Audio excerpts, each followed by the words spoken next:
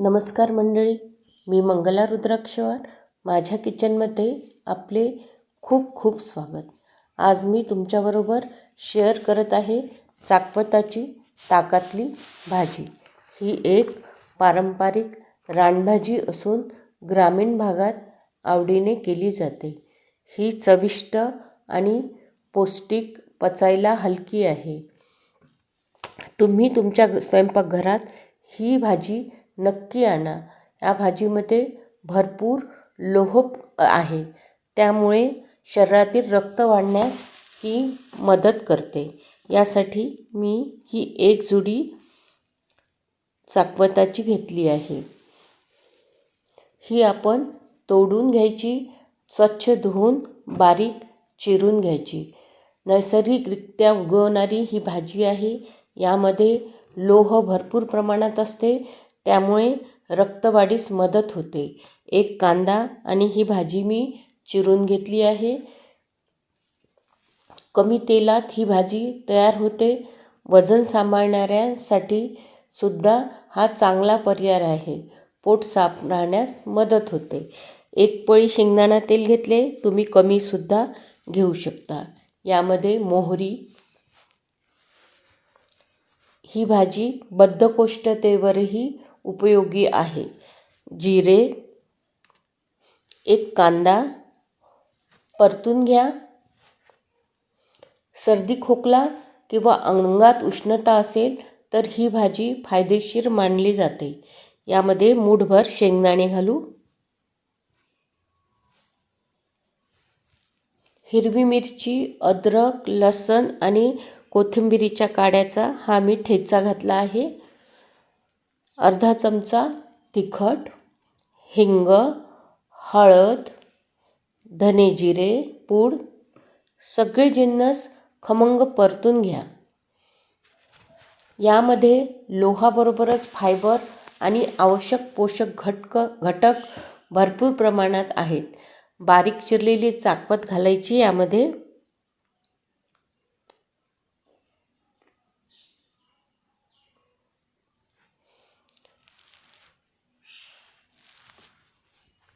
लोह भरपूर असल्यामुळे रक्तवाढीस मदत होते, अशक्तपणा कमी होतो, पचनशक्ती सुधारते.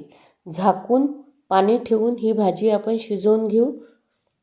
एका वाटीत 2 टेबलस्पून बेसनात ताक घालून घ्यायचे.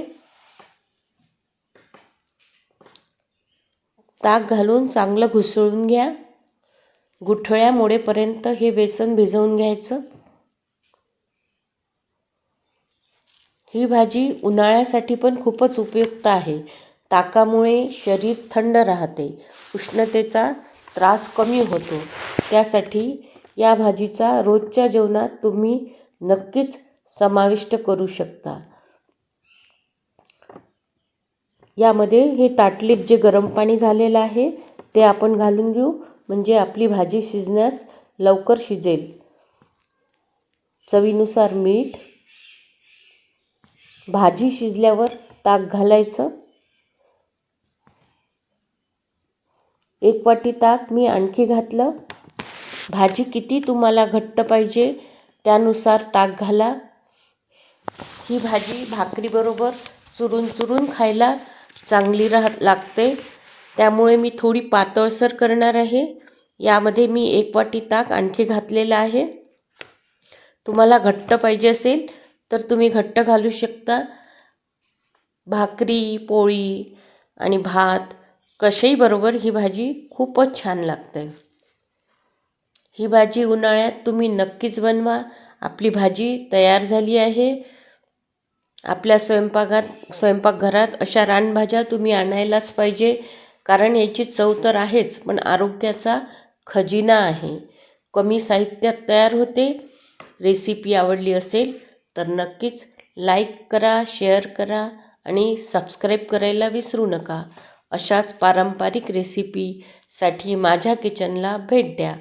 तुम्हाला आणखी कोणत्या रेसिपी बघायला आवडेल पारंपरिक, हे मला कमेंटमध्ये सांगा. माझ्याकडे पारंपरिक रेसिपीचा खजिनाच आहे. 50-60 वर्षापासून मी अशा भाज्या करताना आणि स्वतःही करताना बघत आहे. त्यामुळे तुम्हाला जर अशा भाज्या खायला आवडत असेल तर कमेंटमध्ये मला सांगा. डिस्क्रिप्शन चेक करा. धन्यवाद.